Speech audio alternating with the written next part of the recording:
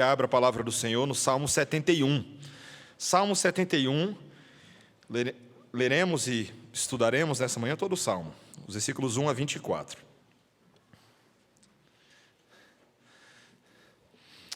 Escolhi este Salmo porque creio ser extremamente oportuno para uma reflexão de início de ano, que as ideias aqui contidas possam nos guiar, nos orientar e nos motivar a viver para o Senhor.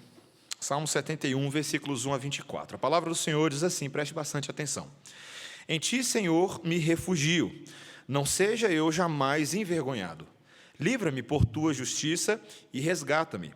Inclina-me os ouvidos e salva-me. Sê tu para mim uma rocha habitável em que sempre me acolha. Ordenaste que eu me salve, pois tu és a minha rocha e a minha fortaleza.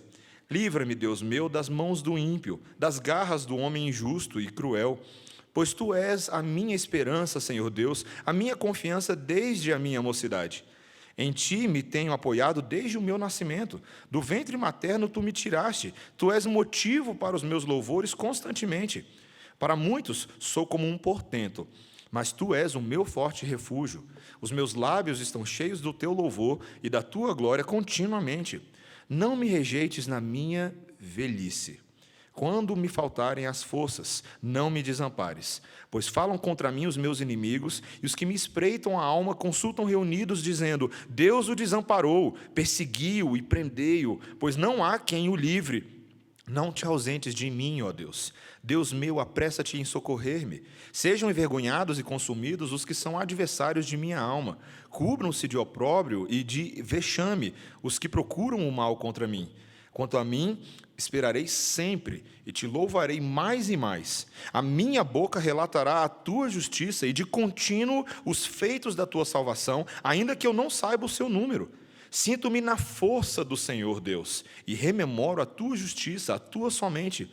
Tu me tens ensinado, ó Deus, desde a minha mocidade, e até agora tenho anunciado as tuas maravilhas.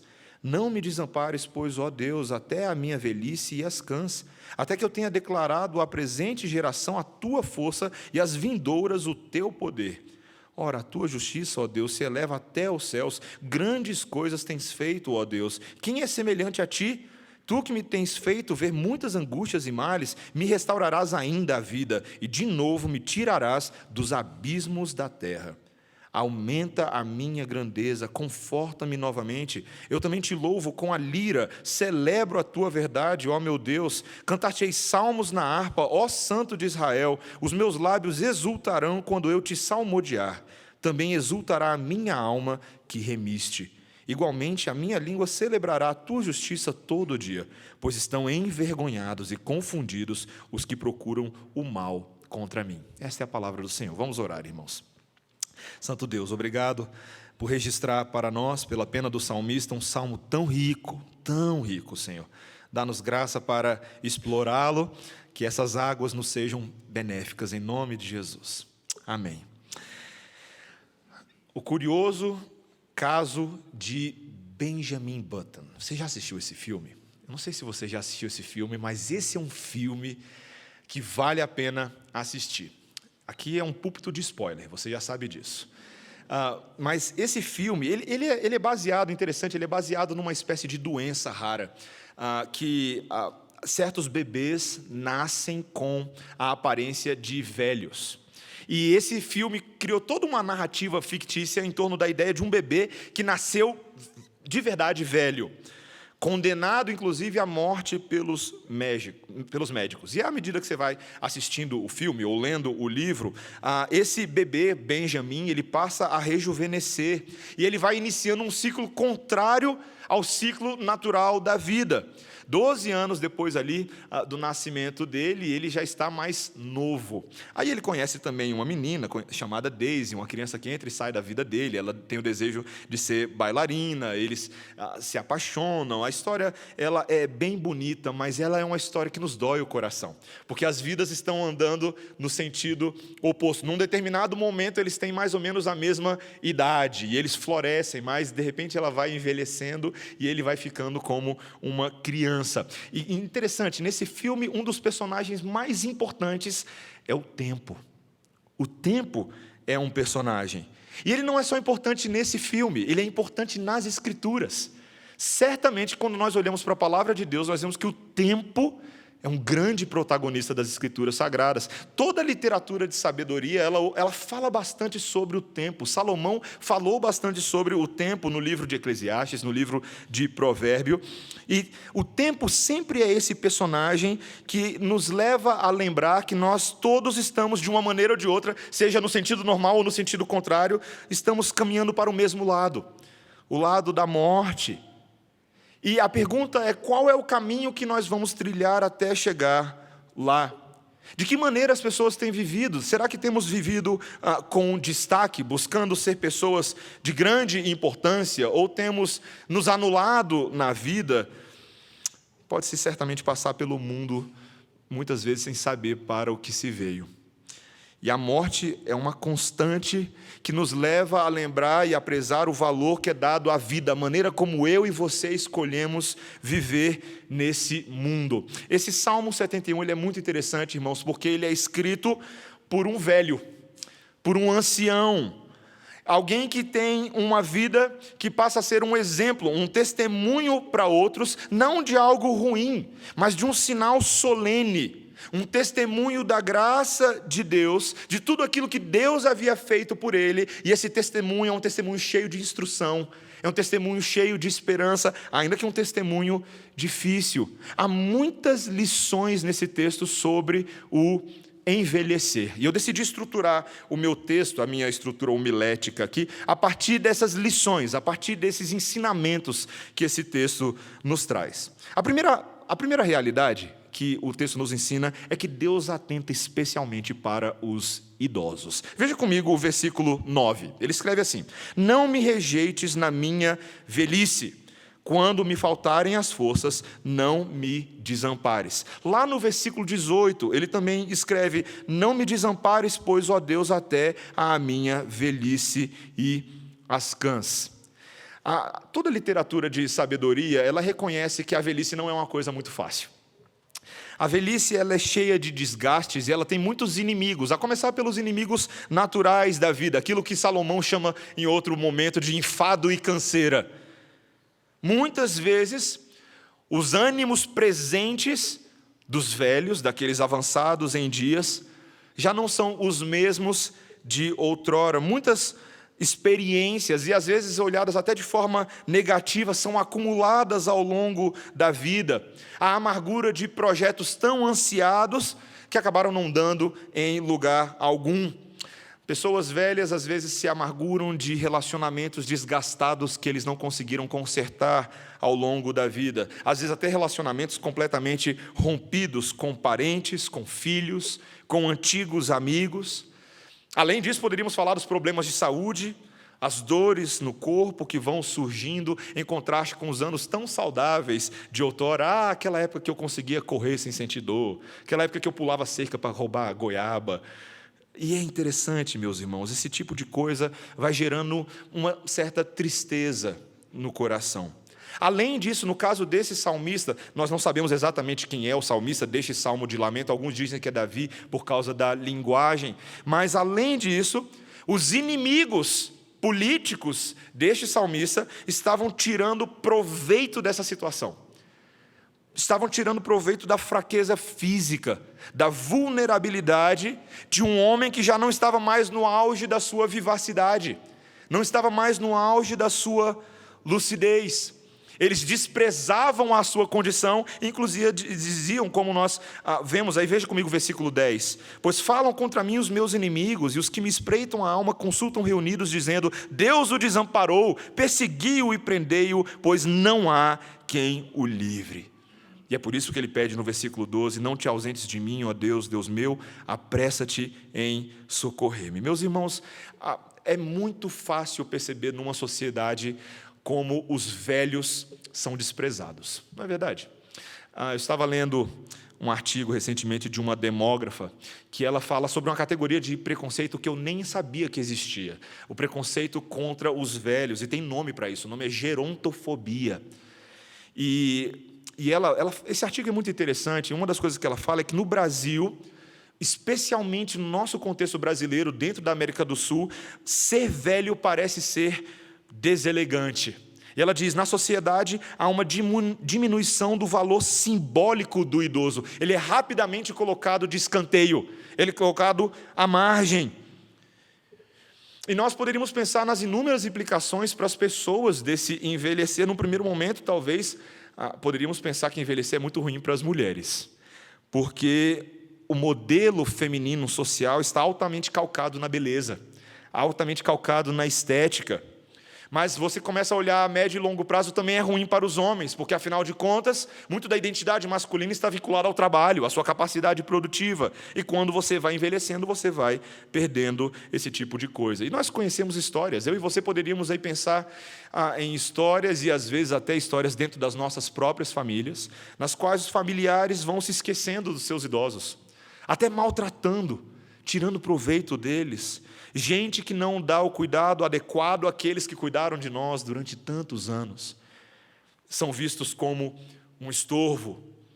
E é incrível perceber, meus irmãos, como o pecado afetou o nosso senso de retribuição, o nosso senso de fazer algo por aqueles que foram bênção do Senhor nas nossas vidas. Além disso, esses inimigos que tiram proveito, nós podemos pensar na sociedade, há tantos desses. Lembro-me de uma vez conversando com um vendedor de seguros, e ele não era crente, e ele me contava qual era a estratégia que ele utilizava para vender seguros para os velhos. As artimanhas, as palavras, as ideias que eram utilizadas, as campanhas de marketing inteiras que são colocadas na televisão, voltadas para arrancar dinheiro, sim, dos idosos, daqueles que às vezes ficam em casa durante a tarde, durante a manhã, assistindo televisão, sem muita coisa para fazer, com as suas carteiras cheias de dinheiro. Meus irmãos, essa é uma verdade social, é uma verdade do pecado. Mas esse salmista sabe que Deus não se esquece dos idosos, que o Deus que cuida dele é um Deus que atenta para a sua situação. Olha o versículo 1: em ti, Senhor, me refugio, não seja eu jamais envergonhado. No versículo 7, olha o que ele diz: para muitos eu sou como um portento. Um portento é um exemplo ruim, um motivo de espanto. Mas o que ele diz? Mas tu és o meu forte refúgio. Olha o versículo 3. Sê tu para mim uma rocha habitável em que sempre me acolha.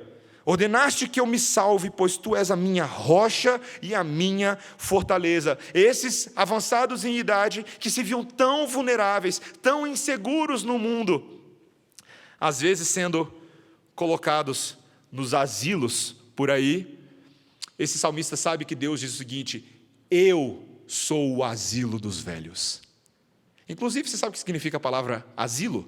Quando alguém pede asilo, ela está pedindo o quê?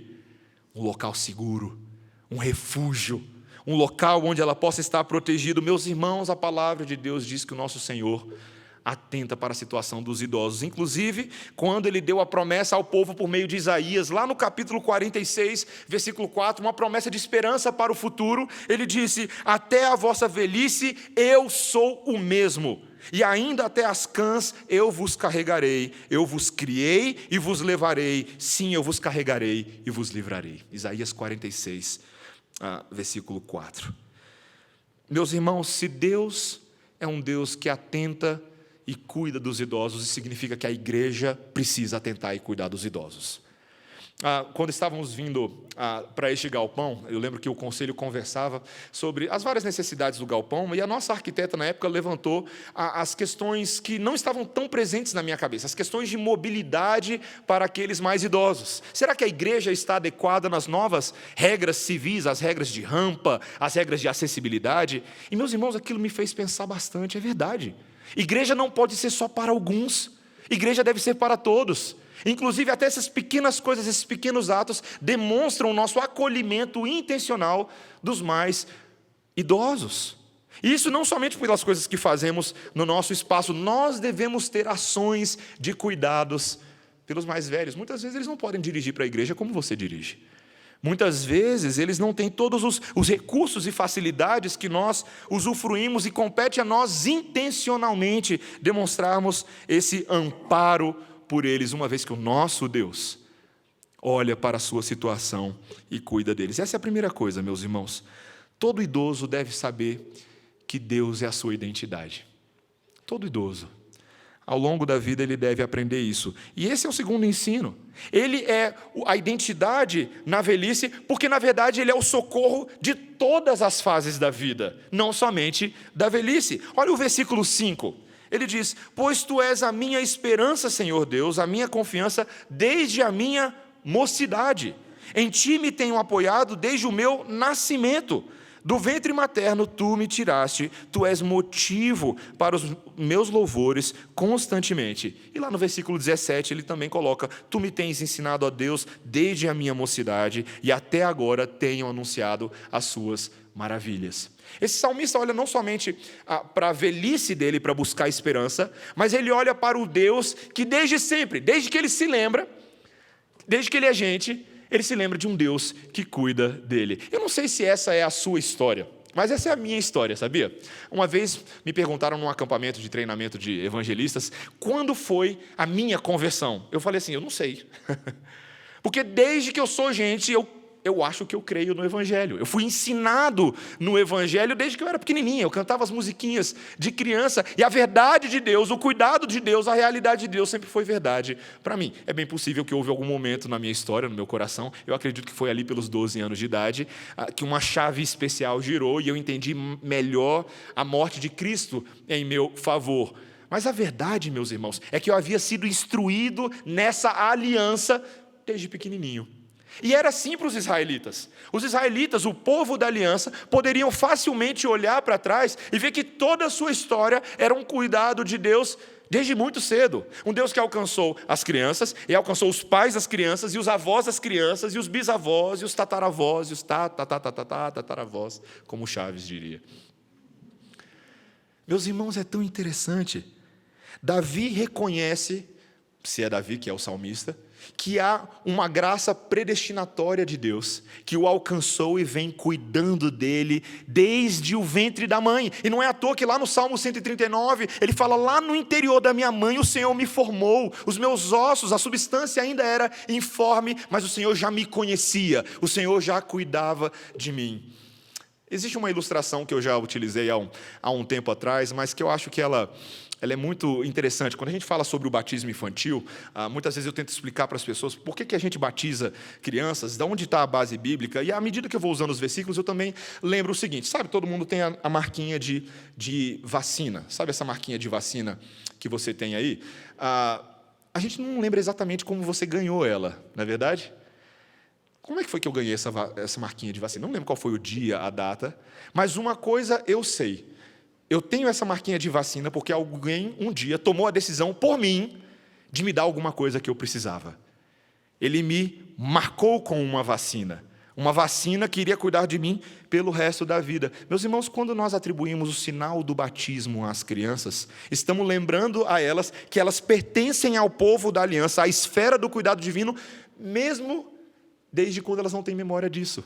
Elas não têm lembrança dessas coisas. Por isso que elas eram circuncidadas ao 8º dia, como Deus instruiu lá em Gênesis 17. Mas, meus irmãos, isso vai mostrando que Deus tem cuidado de nós durante todos esses anos. Eu e você só estamos aqui hoje porque Deus tem cuidado de nós. Ele cuidou de você na sua infância, Ele cuidou de você na sua adolescência, na sua pré-adolescência, naquela época que você deu trabalho pra caramba. Deus foi cuidando e te sustentando, e em todas essas fases, até hoje, podemos ver esse cuidado maravilhoso. Ou seja, Deus zela para que cheguemos bem na velhice. Sabe, meus irmãos, a velhice na Bíblia ela não é vista com maus olhos, pelo contrário. Ela é algo que deve ser estimado e reverenciado. Provérbios 16:31 diz: coroa de honra são as cãs, a qual se obtém no caminho da justiça. Não é interessante isso? Isso entra em conflito direto com a idolatria que existe na sociedade hoje com relação à juventude, a evitar a aparência de velhice. Pintam-se os cabelos, escondem-se as rugas sob maquiagens, sob cirurgias. Logo que aparecem alguns cabelos brancos ou grisalhos na nossa cabeça, nós queremos arrancá-los, não é verdade? Minha esposa, quando começaram a surgir os meus primeiros cabelos brancos, a minha esposa entrava num processo de exorcismo na minha cabeça. né? Era quase isso. Ela impunha a mão sobre os meus cabelos e fala: sai dessa cabeça que não te pertence. Meus irmãos, mas é tão interessante. O que é a velhice? A velhice é só quando você tem 70, 80 anos de idade? Mário Quintana, uma vez, num poema muito bonitinho dele, ele diz: o tempo é um ponto de vista. Velho é quem é um dia mais velho que a gente. E para pensar se não é isso. Todos nós estamos nesse processo de envelhecimento, cada um de nós. E você e eu, muito facilmente, podemos identificar esses sinais de que a idade vai chegando, não é verdade? Menos disposição para alguns tipos de atividades, você não consegue mais emendar uma atividade na outra, você não consegue encarar madrugadas inteiras estudando, vou virar estudando. Na verdade, meus irmãos, a maior meta de felicidade da vida de quem vai envelhecendo é dormir. É uma das maiores alegrias de uma pessoa quando você consegue dormir mais cedo num sábado à noite, não é verdade? Todo mundo está saindo para a night, para a balada, eu vou para a cama. Ai, que delícia. Compra um edredom especial, compra travesseiros. Meus irmãos, o nosso corpo começa a pedir arrego sem causa na vida. Isso começa a acontecer. Chega o final de semana, você era tão animado na juventude, mas agora as suas atividades são cuidar do cacto, cuidar da calopsita, dos peixes. Mas sabe, meus irmãos, essa longevidade, esses anos esticáveis, todo esse tipo de coisa, é visto com muita esperança na Bíblia. Para falar a verdade, idades longevas, no livro de Gênesis, nas genealogias, são exaltadas. Nós temos vários exemplos de velhinhos notáveis na Bíblia. Nós tivemos Adão com 930 anos. Nós tivemos Matusalém com 969 anos. Noé com 950 anos. A velhice em si não era maldição. A maldição do pecado veio quando o decréscimo dos anos começou a acontecer. Na verdade, ter muitos anos sempre foi sinônimo da graça de Deus. Certa feita, o rei Ezequias havia recebido da parte do profeta um oráculo de que, por causa do pecado, a sua vida seria cessada. E esse homem poderoso, o texto nos diz, lá no livro de Reis, que ele se encolhe num canto e começa a chorar. E Deus vê as suas lágrimas, e ele manda lá o profeta, compadecido, e o profeta diz: assim diz o Senhor, o Deus de Davi teu pai, ouvi a tua oração e vi as tuas lágrimas, eis que acrescentarei a teus dias 15 anos. 15 anos a mais para você curtir um pouco mais a vida. Sabe, meus irmãos, às vezes a gente não entende isso muito bem. A gente pensa muito como Paulo, a gente quer estar logo com o Senhor, a eternidade é bem melhor e todo mundo sabe disso. Mas, ao mesmo tempo, vidas longevas, elas têm um quê de eternidade expectante. De que nós estamos aguardando no Senhor uma vida que não cessa. E quando nós olhamos vidas longas, vemos traços disso, os requisitos desse tipo de coisa. E por isso a velhice na terra deve ser reverenciada sim. Ela deve ser respeitada.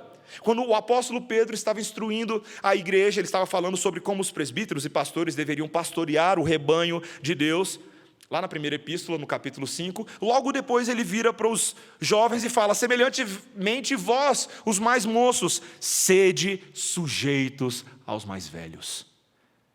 Obedeçam isso. Levítico 19:32, a lei do Senhor diz: diante das cãs te levantarás e honrarás a face do ancião e temerás o teu Deus, eu sou o Senhor. Antigamente, algumas famílias tinham esse hábito. Quando chegava alguém de respeito, as pessoas rapidamente se levantavam, não é verdade? Para cumprimentar, um sinal de reverência e cuidado. Hoje em dia, muitos jovens, chega gente, sai gente, o pessoal não está nem aí para isso. Sabe, meus irmãos, existem atos que demonstram esse cuidado nosso e revelam também o cuidado do Senhor por todas as fases da nossa vida, inclusive para com os velhos. Esse é o terceiro ponto. Esse é o segundo ponto. Mas o terceiro ponto, meus irmãos, é que a velhice ela não deve ser passiva. Deus fortalece os avançados em idade para frutificar. Esse é o nosso terceiro ponto. Olha o versículo 13. Sejam envergonhados e consumidos os que são adversários de minha alma. Cubram-se de opróbrio e de vexame os que procuram o mal contra mim. Versículo 16. Sinto-me na força do Senhor Deus, e rememoro a tua justiça, a tua somente. E o versículo 18: não me desampares, pois, ó Deus, até a minha velhice e as cãs, até que eu tenha declarado à presente geração a tua força e às vindouras o teu poder. Esse salmista, já velho, ele não está se acomodando numa posição passiva. Ele pede ao Senhor que o livre para que ele possa trabalhar. A primeira coisa ele fala: Senhor, lida com os meus inimigos, eu não dou conta de lidar com eles. Faz com eles aquilo que eles merecem. O Senhor sabe a injustiça, o Senhor tem visto a minha situação. Senhor, por favor, não permita que isso perdure. Sabe, meus irmãos, esse salmista ensina bastante a nós sobre que tipo de oração nós devemos fazer na vida. Nós sabemos que tem coisas para as quais nós somos absolutamente incapazes de resolver o problema, mas Deus é capaz. Deus pode fazer uma série de coisas por nós, inclusive resolver as injustiças da nossa vida. E ele confia no Senhor, ele não sai resolvendo isso na força do seu próprio braço. Ele recorre àquele que tem todo o poder sobre todos os homens. E isso lhe traz um novo ânimo. Saber que Deus cuida dos seus, lhe faz pensar no versículo 16: sinto-me na força do Senhor. Eu rememoro a tua justiça, Senhor, a tua retidão, e peço-te essa força para que eu continue a trabalhar. Esse parece ser um conceito também não muito popular na mentalidade de aposentadoria que existe hoje em dia. Tem tanta... E me permita dizer, eu sei que eu digo parte disso aos irmãos mais velhos, mas eu preciso dizer isso porque eu creio que essa é a força da palavra de Deus. Meus irmãos, há tanta desculpa que é dada hoje em dia. Tanta desculpa. Eu já fiz tudo o que eu tinha para fazer. Agora, eu não tenho mais força para fazer nada, mas eu tenho força agora para aproveitar a minha aposentadoria. Eu vou curtir a vida. E a aposentadoria, às vezes, se torna sinônimo de congeladoria, de improdutividade. Chegou a minha vez de curtir, eu tenho o direito, e eu quero passar o restante dos meus dias no bem bom. Mas, meus irmãos, esse conceito é um pouquinho diferente das Escrituras. Na palavra de Deus, Deus continua agindo ativamente por meio de pessoas mais velhas, trazendo o seu benefício, trazendo o seu produto ao mundo. Abraão e Sara já eram velhos quando receberam da parte do Senhor uma promessa de que seriam pais de um descendente importante na linhagem da fé. E Hebreus 11:1 nos lembra que pela fé até a própria Sara recebeu a virtude de conceber um filho mesmo fora da idade, porquanto teve por fiel aquele que lhe havia prometido. Deus queria continuar a sua obra por meio desse casal idoso. Lembre-se de Isabel, prima de Maria, também era idosa quando concebeu João Batista. Moisés tinha 80 anos de idade quando recebeu a lei do Senhor no Monte Sinai.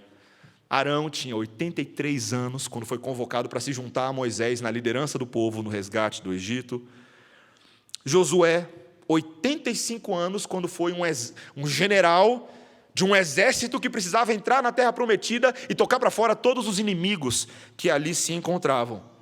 Ana, a profetisa que nós lemos essa manhã, tinha 84 anos de idade quando ela agia na vida do povo de Israel. Meus irmãos, Deus muito realizou na vida de homens e mulheres avançados em idade, que continuaram confiando, que continuaram crescendo na palavra do Senhor.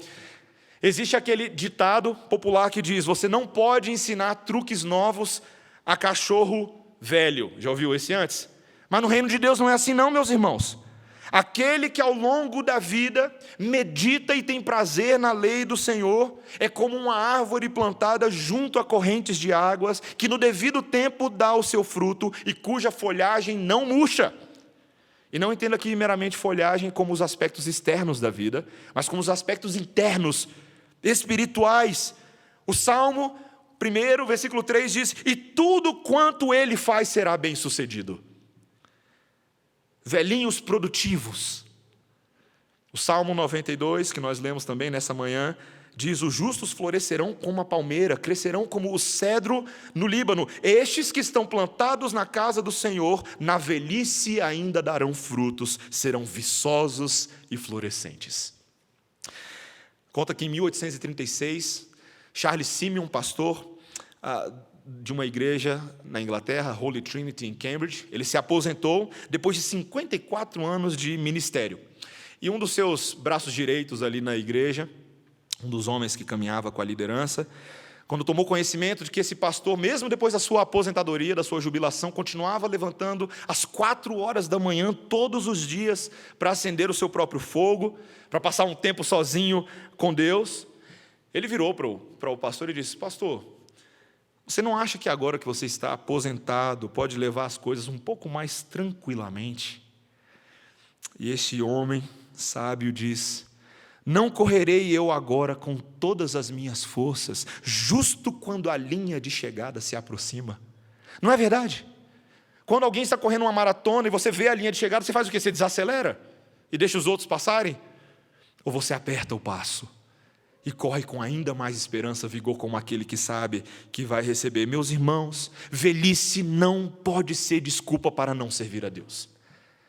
E quando eu digo isso, eu não digo isso somente para os que já são mais idosos, eu digo para essa multidão de jovens que tem nessa igreja.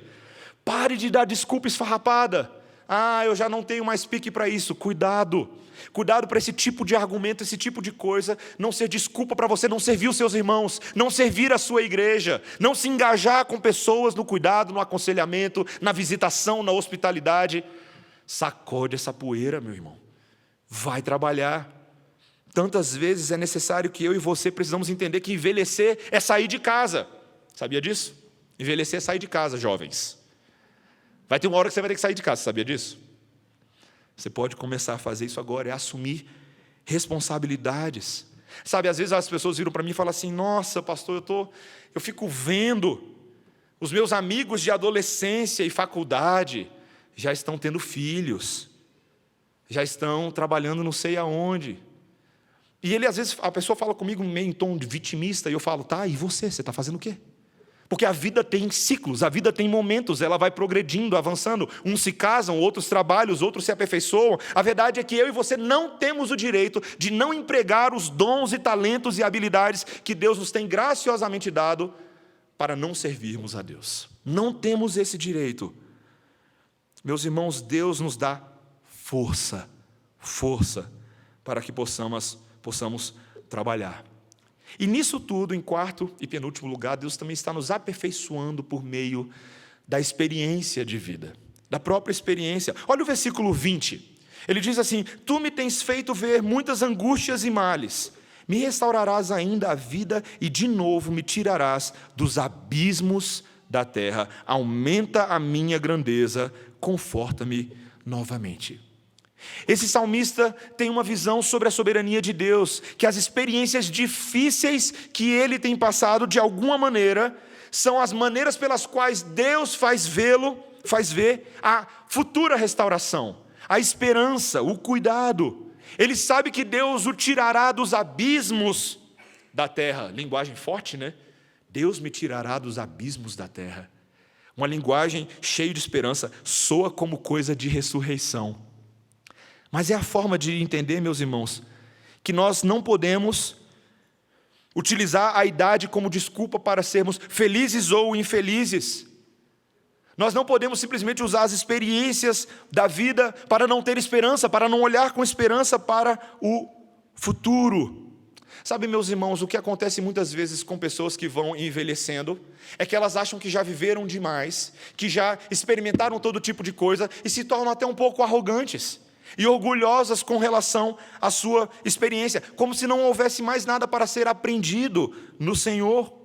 Mas a verdade na Bíblia é que o avanço dos anos não deveria aumentar o orgulho de ninguém, e sim a sensatez, a humildade. Quando a Bíblia diz, por exemplo, em Jó 12:12, com os anciãos está a sabedoria, e na longura de dias o entendimento, a ideia de que esses velhos possam ser cada dia mais sábios, verdadeiramente. Ensina-nos a contar os nossos dias para que alcancemos coração sábio. Meus irmãos, aqueles que são mais velhos devem ser modelos de resiliência, modelos de conhecimento do rebanho. Quando Paulo instrui Tito, no capítulo 2, no versículo 2 a 3, ele tem uma instrução para esse jovem pastor em relação aos mais velhos.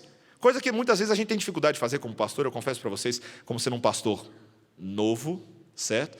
Às vezes eu preciso falar coisas aos mais velhos.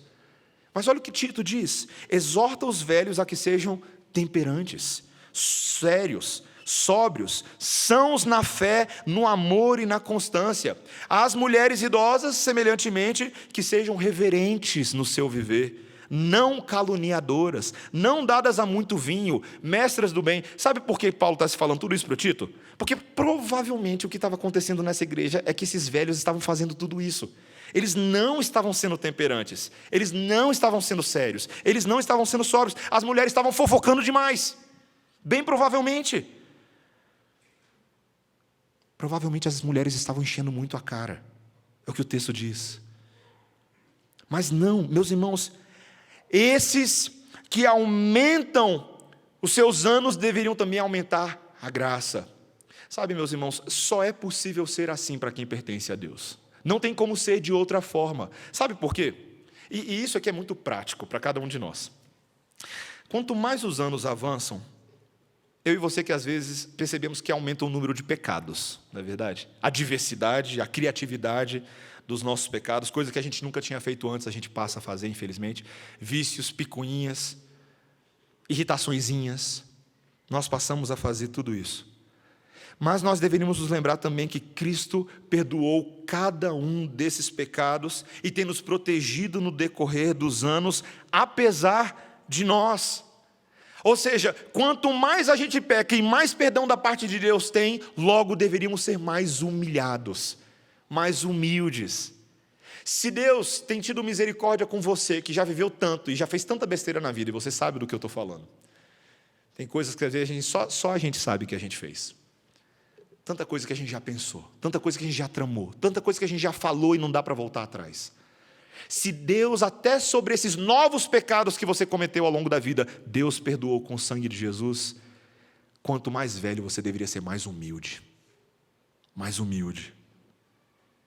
E ao mesmo tempo, isso também deveria nos levarmos a ser mais pacientes com os mais novos, não é verdade?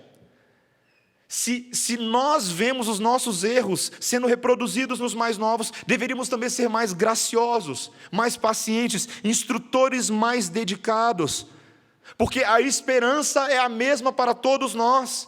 Paulo reconhece lá em 2 Coríntios capítulo 4, versículo 16 a 18, a nossa natureza interior está sendo renovada todos esses dias. Esses santos em Cristo Jesus deveriam ser mais amáveis do que jamais foram. Certa feita eu li que um jornalista colocou no artigo dele o seguinte: a terceira idade deveria ser a melhor fase de vida quando se chega a ela munido de prudência, juízo, sabedoria, experiência e, é claro, boas taxas de colesterol, triglicerídeos e glicose. Nós devemos chegar muito bem equipados na terceira idade. Meus irmãos, em último lugar, Deus tem dado a cada um dos que avançam em dias inúmeros motivos de louvor. Este que parece ser um salmo categorizado na categoria de salmo de lamento, para mim, em grande medida, é um salmo de louvor, um salmo de exaltação. Ele não está estacionado na depressão, pelo contrário. Olha o versículo 14, veja comigo: quanto a mim, esperarei sempre e te louvarei mais e mais. A minha boca relatará a tua justiça e de contínuo os feitos da tua salvação, ainda que eu não saiba o seu número. Olha o versículo 19. Ora, a tua justiça, ó Deus, se eleva até os céus. Grandes coisas tens feito, ó Deus. Quem é semelhante a ti? Versículo 22. Eu também te louvo com a lira, celebro a tua verdade, ó meu Deus. Cantar-te-ei salmos na harpa, ó Santo de Israel. Os meus lábios exultarão quando eu te salmodiar. Também exultará a minha alma que remiste. Você percebe a força? Esse é um velhinho pululante, meus irmãos. É um velhinho alegre. Eu não sei se você já viu velhinho alegre na rua. Você já viu velhinho alegre na rua? De vez em quando a gente se depara com um velhinho alegre, né? Parece que ele não tem muito motivo, mas ele está dando pirueta, ele está falando com as pessoas. Às vezes a gente... Presta atenção, que aqui vale a pena o que eu vou falar. Eu e você imediatamente tratamos por louco aquele que age dessa forma.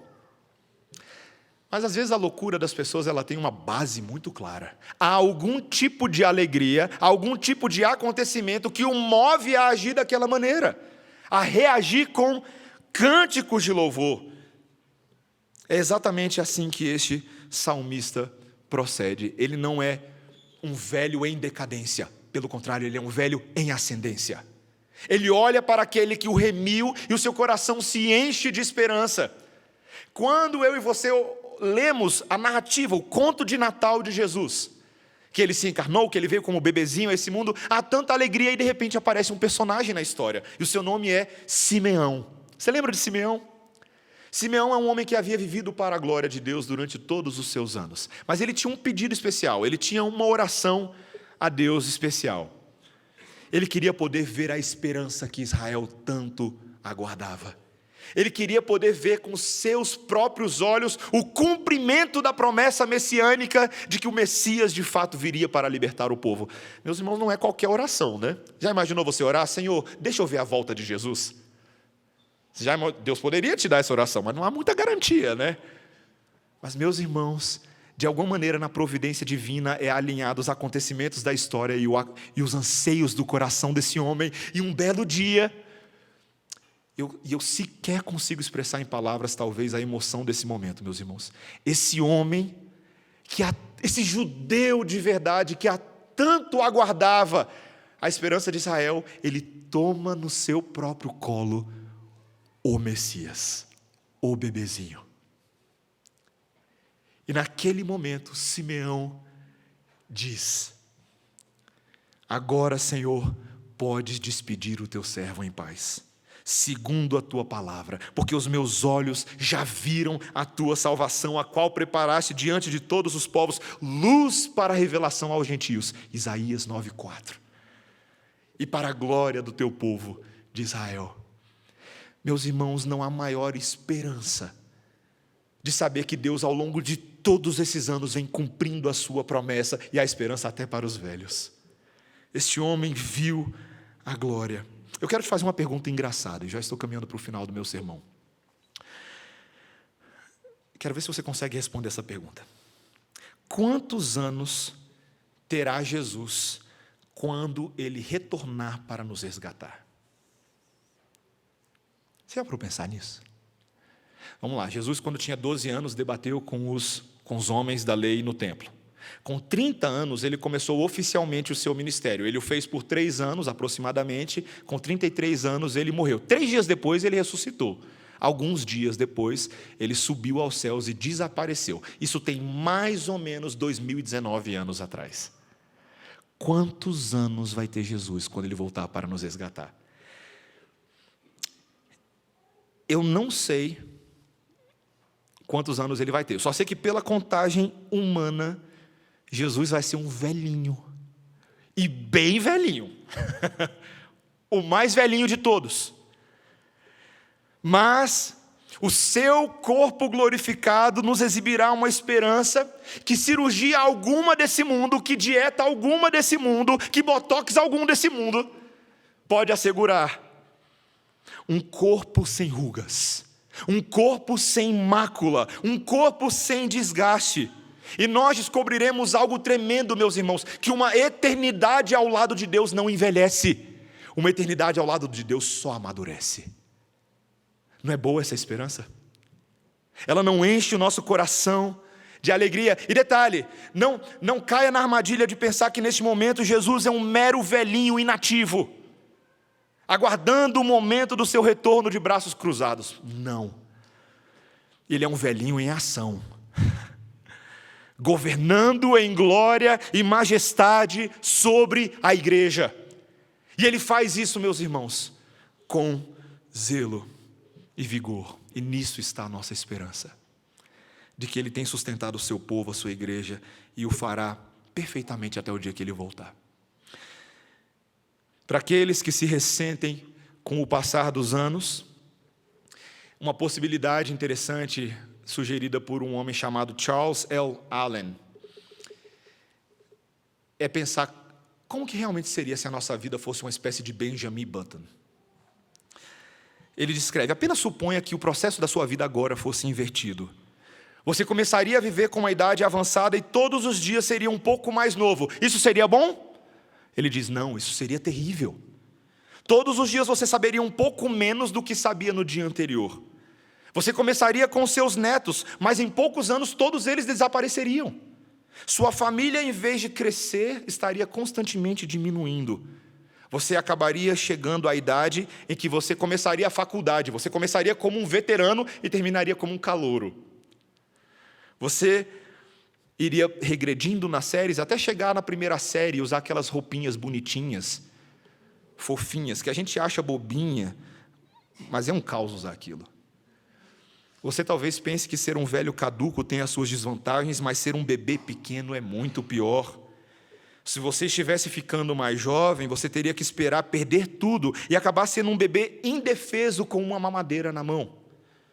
Finalmente, você apenas desapareceria em nada. Os bebês não têm uma existência anterior, então o completo esquecimento seria o fim. Quem é colocado assim, rapidamente vê a vantagem de envelhecer em vez de encolher mais cedo. No reino espiritual, você por acaso gostaria que a sua fé enfraquecesse a cada dia? Quem gostaria de ver as suas qualidades semelhantes a Cristo diminuírem com o passar do tempo? Quem gostaria de desistir das experiências pessoais em que Deus provou a sua fidelidade de seu tempo e novamente na nossa própria vida? E eu sei, meus irmãos, que nós já passamos por muitas coisas difíceis, mas hoje eu e você podemos olhar para algumas delas atrás e falar: eu não trocaria por nada, porque Deus me fez crescer e Deus se aperfeiçoou em mim. Meus irmãos, a experiência de envelhecer é um ótimo professor, porque nós estamos confiantes de que os que esperam no Senhor renovarão as suas forças, subirão como asas, com asas como águias, e não se cansarão quando estiverem correndo, pelo contrário, andarão e não se fatigarão. Isaías 40:31. Meus irmãos, cada um de nós deve ansiar pela longevidade da eternidade. Vai ser tão bom, vai ser tão bom. Como Isaías diz: não haverá mais nela criança para viver poucos dias, nem velho que não cumpra os seus dias. Nós viveremos eternamente e cresceremos com o Senhor. Assim como ocorre com o pôr do sol hoje, também existe no nosso entardecer uma serena e crepuscular beleza a ser apreciada. E só pode ser apreciada se os olhos, as vistas da fé não estiverem muito enfraquecidos e as nossas lentes não estiverem muito embaçadas. Que Deus nos ajude a ter esse tipo de fé. Amém, irmãos? Vamos orar. Senhor Deus, nós te louvamos pelos benefícios do envelhecer. Te louvamos até porque o nosso próprio Senhor Jesus Cristo aprendeu as dores do envelhecer para amparar aqueles que envelhecem nele. Senhor, queremos te agradecer porque estamos todos nessa jornada para frente, juntos, um dia após o outro, semana após semana. Mas contamos com a tua graça que nos alcançará de maneira tal, de forma tão cabal, que no dia em que formos transformados não desapareceremos como crianças que retrocederam. Pelo contrário, teremos corpos mantidos eternamente e usufruiremos de um conhecimento infindo a ser explorado junto ao Pai Celestial. Senhor, queremos crescer nessa esperança e graça. Dá-nos sermos homens e mulheres que envelhecem com qualidade de vida, Senhor. Com serviço, com obediência e com zelo, cuidando também dos mais novinhos, dos mais pequenininhos que vão surgindo no caminho. Dá-nos essa graça, Senhor, é o que nós te pedimos em nome de Jesus. Amém. Irmãos, vamos ficar de pé, nós vamos cantar ao Senhor.